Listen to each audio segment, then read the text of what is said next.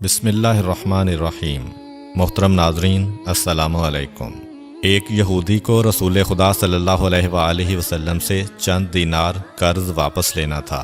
ایک دن آپ راستے میں جا رہے تھے کہ وہ یہودی آپ کے پاس آیا اور اس نے کہا، جب تک آپ میرا قرض ادا نہیں کریں گے اس وقت تک میں آپ کو یہاں سے نہیں جانے دوں گا۔ نبی اکرم صلی اللہ علیہ وآلہ وسلم نے فرمایا، اس وقت ادائیگی کے لیے میرے پاس کچھ بھی نہیں ہے۔ یہودی نے کہا، جب تک آپ میرا قرض واپس نہیں دیں گے میں بھی آپ کو یہاں سے جانے نہیں دوں گا۔ آپ نے فرمایا، اگر یہ بات ہے تو میں تیرے ساتھ یہیں بیٹھ جاتا ہوں۔ یہ کہہ کر آپ اس کے ساتھ بیٹھ گئے۔ جیسے جیسے وقت گزرتا گیا آپ کے صحابہ وہاں جمع ہوتے گئے۔ جب انہوں نے یہودی کی یہ جسارت دیکھی تو انہوں نے اس کو سزا دینے کا ارادہ کیا۔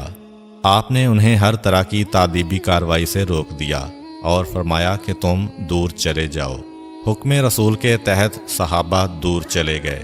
سورج لمحہ بلمحہ گرم ہو رہا تھا اور اس کی تپش سے آپ کو اذیت پہنچ رہی تھی، یہاں تک کہ آپ کے چہرہ اطہر سے پسینہ بہنے لگا۔ اس کے باوجود آپ نے کسی طرح کے غصہ کا اظہار نہ کیا اور کوئی سخت جملہ نہ کہا۔ آپ سارا دن وہیں بیٹھے رہے اور ظہر، عصر اور مغرب و عشاء کی نمازیں وہیں پڑھیں۔ پھر رات چھا گئی۔ آپ نے رات بھی وہیں بسر کی اور فجر کی نماز بھی وہیں پڑھی۔ صحابہ یہودی کو ڈرانے دھمکانے لگے۔ آپ نے فرمایا، تم اس سے یہ کیسا سلوک کر رہے ہو؟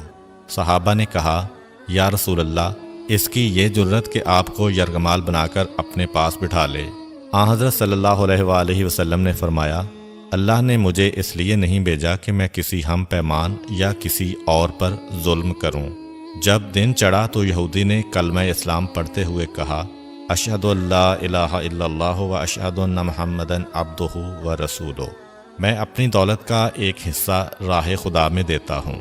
میں نے آپ کو اس لیے نہیں روکا تھا کہ میں آپ کی توہین کروں۔ اس ذریعے سے میں آپ کے پیمانہ صبر کو آزمانا چاہتا تھا، کیونکہ تورات میں نے آپ کی یہ صفت پڑھی ہے، محمد بن عبداللہ مکہ میں پیدا ہوگا اور طیبہ کی طرف ہجرت کرے گا۔ وہ تندخو اور سخت مزاج اور بیہودہ گوئی کرنے والا نہ ہوگا اور کوئی جھوٹی بات زبان سے نہیں کہے گا۔ اس طرح سے میں نے آپ کو یہاں رکھ کر اس بات کی تصدیق کی ہے کہ تورات نے بالکل سچ کہا تھا۔ رسول اکرم صلی اللہ علیہ وآلہ وسلم مبعوث برسالت ہونے کے 3 سال بعد تک خفیہ طور پر دعوت اسلام دیتے رہے۔ اس کے بعد اللہ تعالیٰ نے آپ کو حکم دیا کہ آپ کھل کر اللہ کا پیغام پہنچائیں اور لوگوں کو خدا کی طرف دعوت دیں۔ ایام حج شروع ہوئے تو پورے جزیرۃ العرب سے لوگ مکہ کی طرف آنا شروع ہوئے۔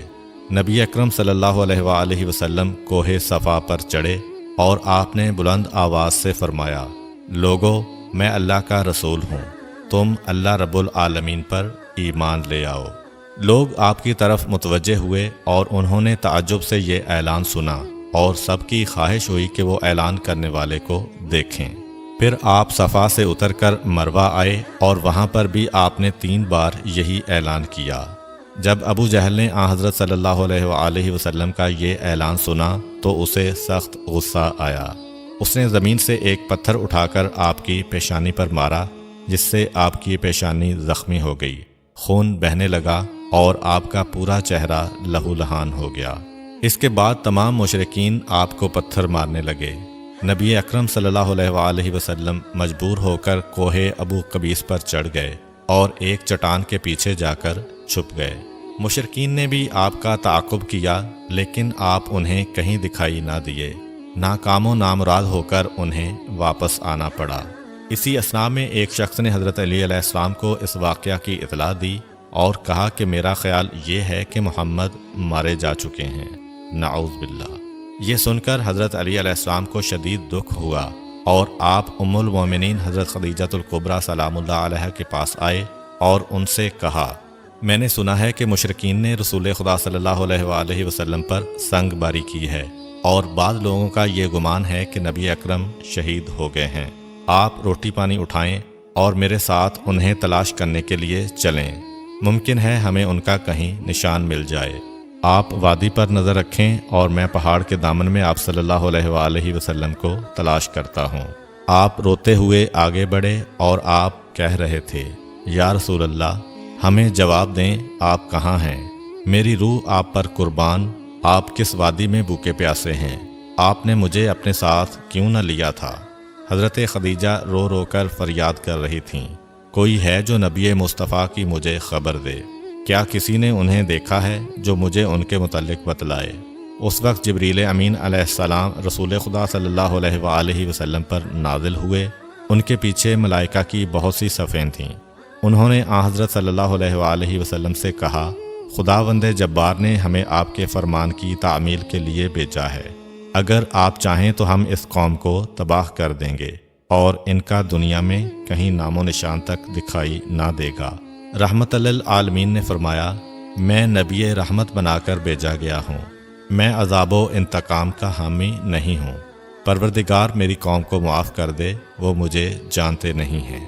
جبریل امین علیہ السلام نے حضرت صلی اللہ علیہ وآلہ وسلم سے کہا، خدیجہ سلام اللہ علیہا آپ کو تلاش کر رہی ہیں۔